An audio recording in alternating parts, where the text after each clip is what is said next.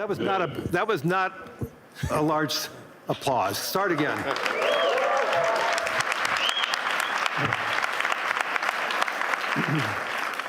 That's better. Thank you. Yeah, we're going to make this interesting. How many quotes are you going to want that are going to be after this session? I don't know. I mean, 5. Okay. So good afternoon, everyone. It's great to see everybody here. It's been an amazing week here in Davos. Hopefully everybody saw that we are having conversations here. Hopefully everybody agrees. There are some conversations that we may disagree. There's many conversations that we may have agreed, but through those conversations, and I think today's result with a peace agreement earlier today, the World Economic Forum is here to have those conversations, to have understandings, and also resolution. So it's an important component of who we and what we are, and I'm thrilled to have Elon Musk here. He came all the way from California to be here to see all of you. So thank you, Elon. You're most welcome. I heard about the formation of the Peace Summit, and I was like, is that PIEC? You know, a little piece of Greenland, a little piece of Venezuela. We got one. All we want is peace. Okay, I'm going to, as I said, I'm a pretty proud CEO of BlackRock since we went public.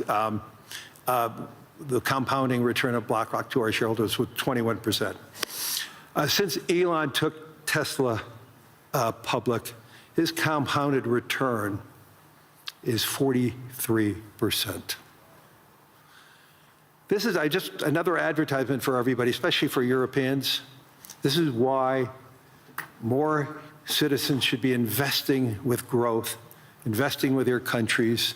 Imagine if a lot of pension funds invested with Elon when Tesla went public, and how much return would all the pension funds that invested side by side with Elon and the growth. So a spectacular return. There's very few companies. Well, I don't think there's any other company as large as Tesla today that has that compounded return. So congratulations. Oh, thank you. It's a good measurement. Well, we have an incredible team at Tesla, and that's the reason. So I want to get into the dirt, the meaningful component about technology, the possibilities. I want to talk about AI and robotics, energy, space, and the progress ultimately coming down to engineering discipline, scale, execution. And few people, if not anyone, has the experience and the fortitude to confront these issues head on. Not just the ideas, but the execution across so many different technologies, Elon, and that's why I thought it was important for us to have this dialogue here in Davos. So you're presently building on AI, on robotics, on space, on energy, all at the same time. When you look across those efforts, what do they have in common from an engineering standpoint? Well, they're all very difficult technology challenges, but the overall goal of my companies is to maximize the future of civilization, like basically maximize the probability that civilization has a great future, and to expand consciousness beyond Earth. So if you take SpaceX, for example, that SpaceX is about advancing rocket technology to the point where we can extend life and consciousness beyond Earth, to the moon, to Mars, eventually to other star systems. And I think we should always view consciousness, life as we know it, as precarious and delicate, because to the best of our knowledge, we don't know of life anywhere else. You know, I'm often asked, are there aliens among us?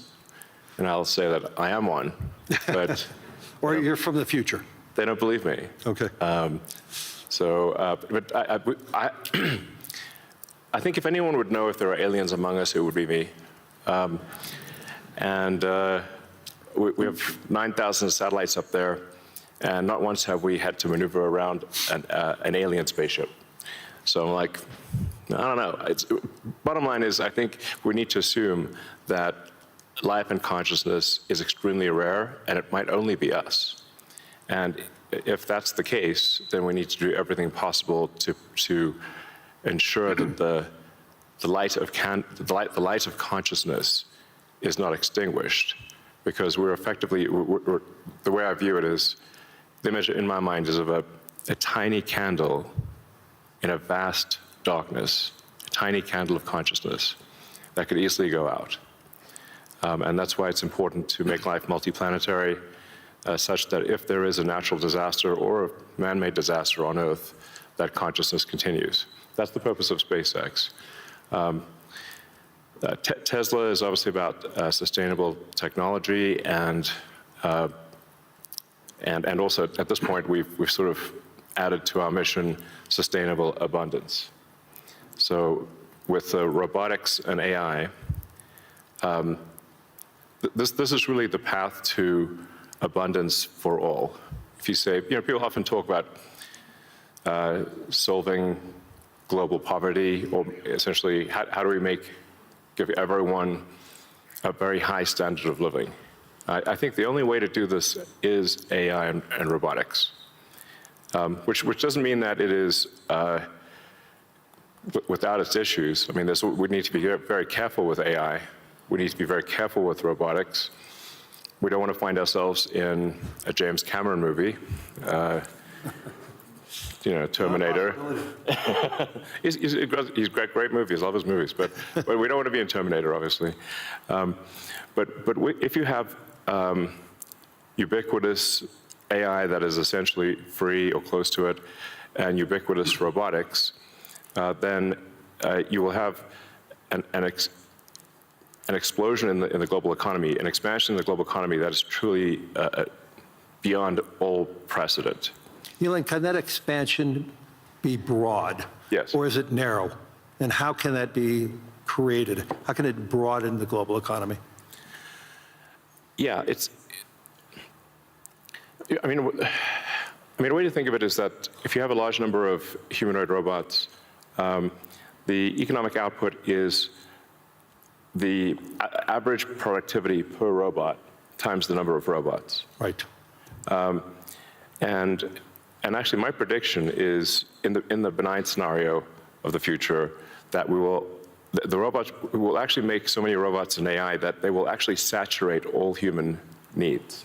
Meaning you won't be able to even think of something to ask the robot for at a certain point. Like there will be such an abundance of goods and services, because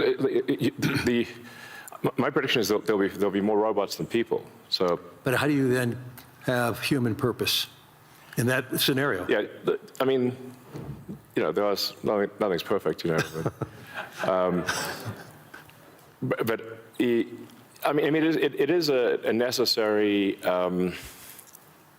Like, you can't have both. You can't have work that has to be done and amazing abundance for all.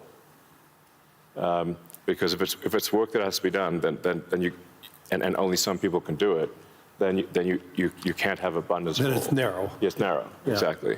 So, but if you have billions of humanoid robots, and I think there will be, I think everyone on Earth is going to have one and going to want one. Because who wouldn't want a robot to, assuming it's very safe, watch over your kids, take care of your pet. If you have elderly parents, a lot of friends of mine have said they have elderly parents. It's very difficult to take care of them. Expensive. Yeah, it's expensive, and there just aren't enough people to take care of there aren't enough young people to take care of the old people. Right. So if you had a robot that could take care of and protect an elderly parent, I think that would be great. That would be an amazing thing to have. I think we will have those things. So, I mean, overall, I'm very optimistic about the future. I think we're headed for a future of amazing abundance, which is very cool. And and definitely we are in the most interesting time in history. I think there's a more interesting time in history. Can you and I reverse aging in this new history, or are we going to see it? I haven't put much time into the aging stuff. I do think it is a very solvable problem. Like you can, I think when we figure out what causes aging, I think we'll find it's incredibly obvious. It's not a subtle thing. The reason I say it's not a subtle thing is because all the cells in your body, with some pretty much age at the same rate. Good. I've never seen someone with an old left arm and a young right arm ever in my life. So why is that?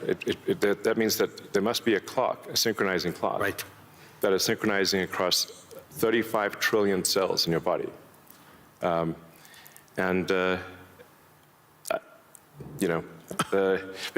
is some benefit to death, by the way. It's like there's a reason why we don't actually have a longer lifespan, because if people do live forever for a very long time, I think there's some risk of an ossification of society, of things just getting kind of locked in place, it just may become stultifying, just not lack vibrancy.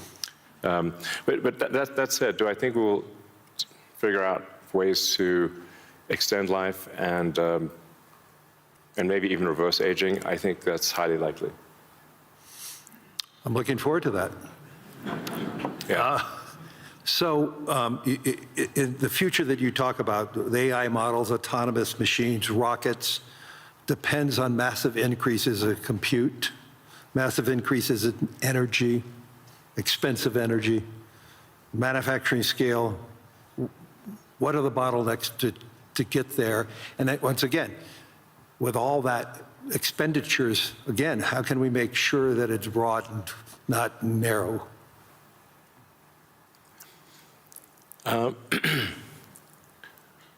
I just think the natural thing is it's going to be very broad, because AI companies will seek as many customers as they possibly can, and the cost of AI is already very low, and it's plummeting every year. I mean, the cost of AI is almost meaningfully changing on a month-to-month basis. There's open models now everywhere. Yeah. Yes, there's open models. And the open models only lag, they're maybe a year behind. Right. The sort of closed models. So I think the AI companies will seek as many customers as possible, which means they'll provide AI to the world. But the cost of getting to there, the compute, the chips, the fab, the powering, that to me, what are the those are huge. The limiting factor, yeah, I think the limiting factor for AI deployment is fundamentally electrical power. It's just, right, it's energy. Yeah. I mean, we're seeing the rate of AI chip production increase exponentially, but the rate of electricity being brought online is 3%, 4% a year, Yeah. max. Yeah. It's clear that we're very soon, maybe even later this year, we'll be producing more chips than we can turn on. But except for China. China's growth in electricity is tremendous. They're building 100 gigawatts of nuclear as we speak. Actually, solar is the biggest thing yeah. in China. So I believe China's production capacity on solar is 1,500 gigawatts a year, and they're deploying over 1,000 gigawatts a year of solar. Now, for continuous solar load, you divide that by roughly, 4 or 5. Call it that's around 250 gigawatts of steady state power paired with batteries.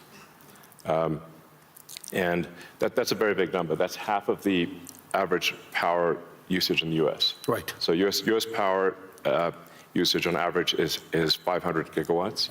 Right. China, just in solar, in solar that can provide steady state power, and batteries can do half of the US electricity output per year just with solar. Solar is by far the biggest source of energy. And actually, when you look beyond, or even on Earth, but certainly beyond Earth, the sun rounds up to 100% of all energy. This is an important thing to consider. So the sun is 99.8% of the mass of the solar system. Jupiter is about 0.1%, and everything else is miscellaneous. Now, even if you were to burn Jupiter in a thermonuclear reactor, the amount of energy produced by the sun would still round up to 100%, because Jupiter is only 0.1%. If you teleported 3 more Jupiters into our solar system, and burnt 3 more Jupiters, and everything else in the solar system, the sun's energy would still round up to 100%. So it's really all about the sun. And that's why one of the things we'll be doing with SpaceX within a few years is launching solar-powered AI satellites. Right. Because the space is really the source of immense power, and then you don't need to take up any room on Earth. There's so much room in space, and you can scale to enormous. I mean, you can scale to, I think, ultimately hundreds of terawatts a year. You and I have had these conversations before, but why don't you tell the audience, what would it take for the United States, and what type of geography would it take to have that solar field to electrify the United States? And then let me ask a question, why aren't we doing it? Yeah, so, I mean, I guess a rough way to think about it is 100 miles by 100 miles, or call it, I don't know, 160 kilometers by 160 kilometers of solar is enough to power the entire United States. So the 100 mile by 100 mile area is, I mean, you could take basically a small corner of Utah, Nevada, New Mexico. Obviously, you wouldn't want it all in one place, but it is a very small percentage of the area of the U.S. to generate all of the electricity that the U.S. uses. And the same is true, actually, I mean, for Europe. You could take a small part, you could take relatively unpopulated areas of, say, Spain and Sicily, and generate all of the electricity power that Europe needs. So why don't you think that there's a movement towards that here and in the United States? Well, there is. As it is in China. Well, unfortunately, in the U.S., the tariff barriers for solar are extremely high, and that makes the economics of deploying solar so artificially high, because China makes almost all the solar, What would it take for Europe or the U.S. to build it commercially, if it's that scale? Yeah, I think. Well, I can tell you what we're going to do, at SpaceX and Tesla is we're building up large-scale solar. Right. So the SpaceX and Tesla teams both separately are working to build to 100 gigawatts a year of solar power in the U.S., of manufactured solar power. That'll probably take us, I don't know, about 3 years or something. But these are pretty big numbers. Mm-hmm. I'd encourage others to do the same. We obviously don't control the U.S. Tariff policy, mm-hmm. But for other countries, I would recommend that China makes solar cells that are incredibly low cost, and I think it would be worth doing large-scale solar. So I know you're going to be having a couple of big announcements on robotics and what it can do. I mean, when I went to the factory, you showed me those robots. Yeah.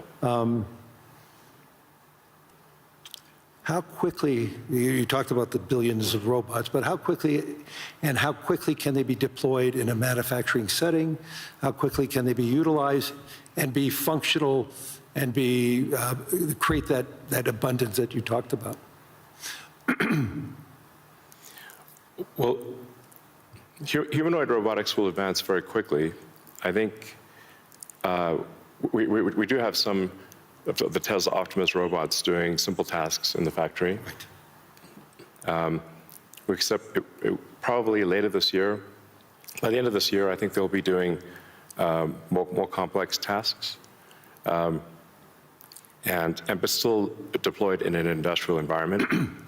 And probably sometime next year, I'd say that by the end of next year, I think would be selling humanoid robots to the public. That's when we are confident that it's very high reliability, very high safety, and the range of functionality is also very high. You can basically ask it to do anything you'd like. You're already seeing that in Tesla cars. The software changes that you're doing, and what is it? Yeah. Every quarter now, a software change that upgrades the ability of the robot within the car. Yes, the Tesla full self-driving software, we update it sometimes once a week.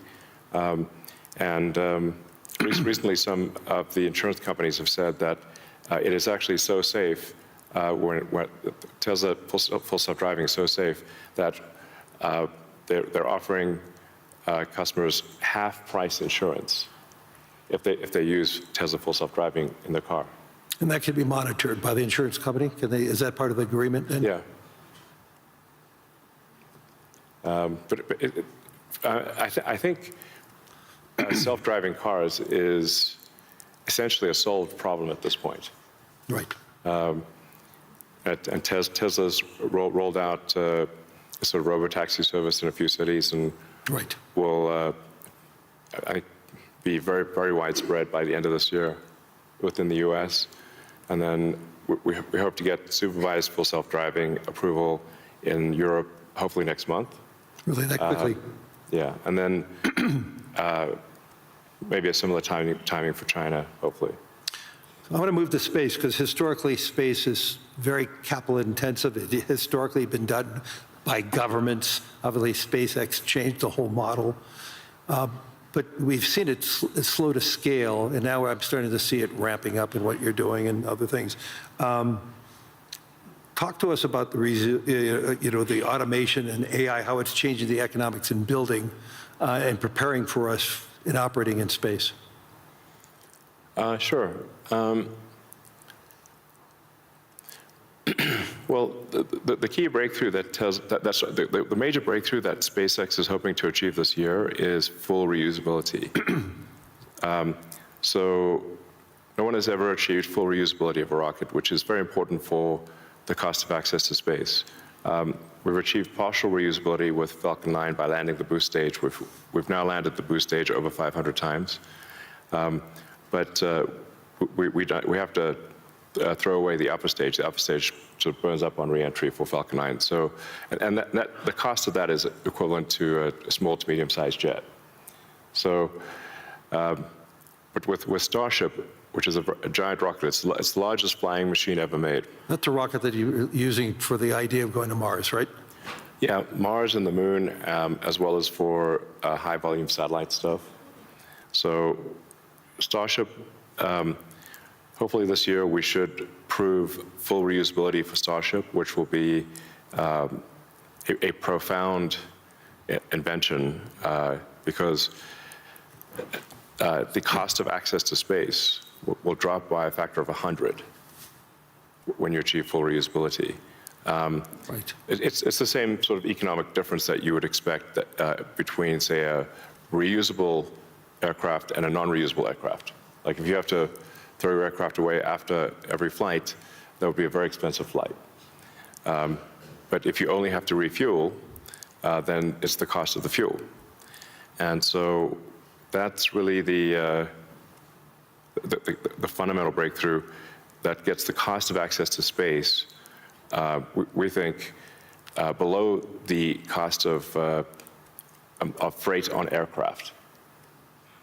So, you know, under $100 a pound type of thing easily.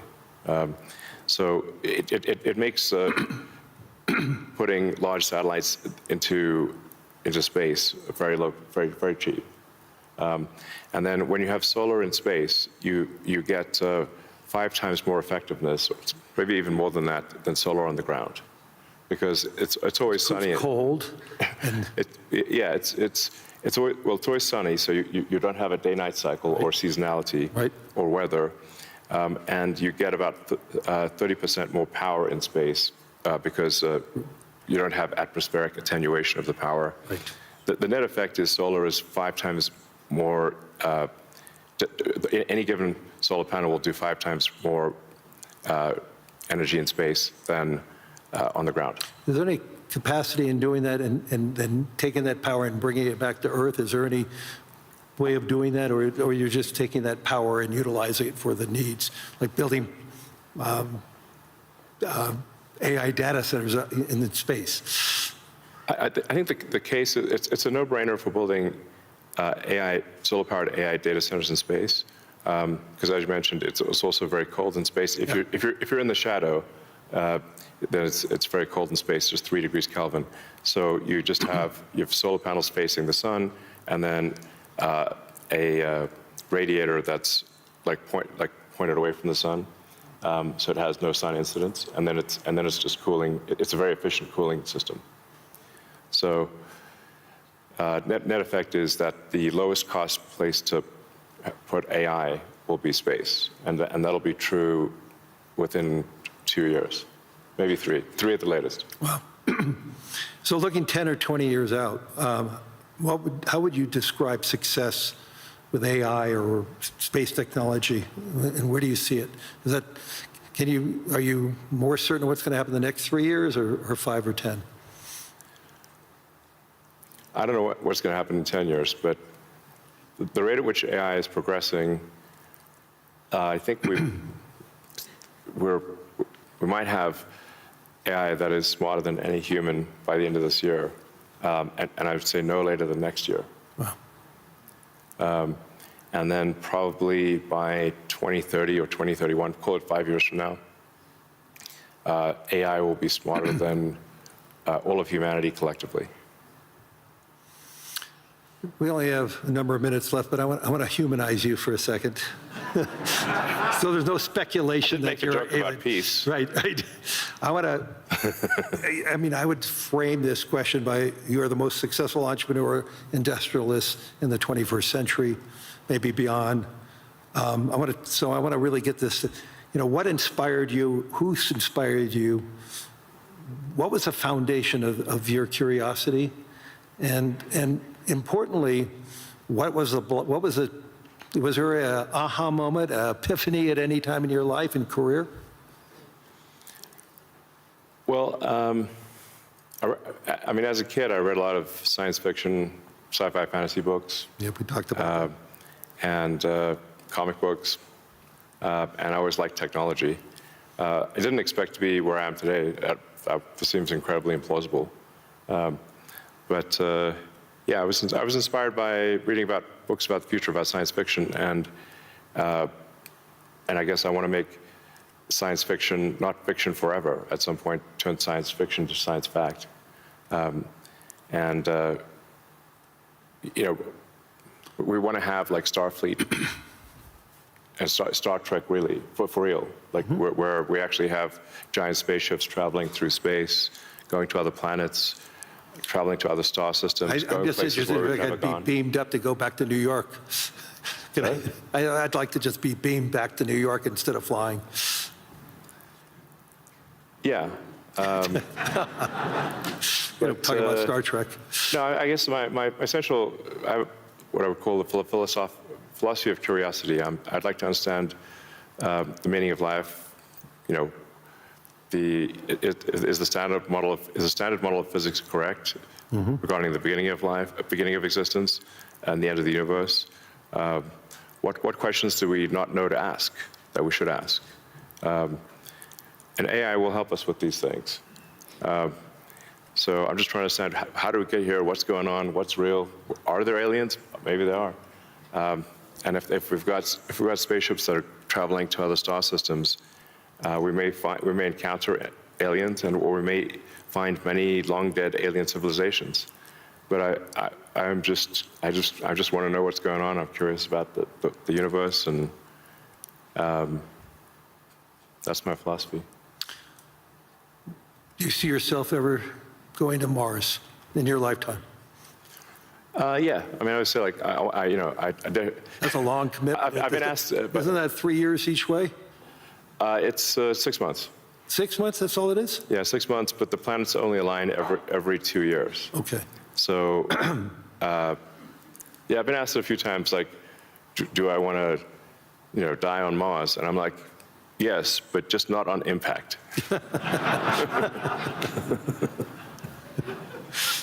That's a good answer. Anyway, we're out of time. Hopefully everybody enjoyed this.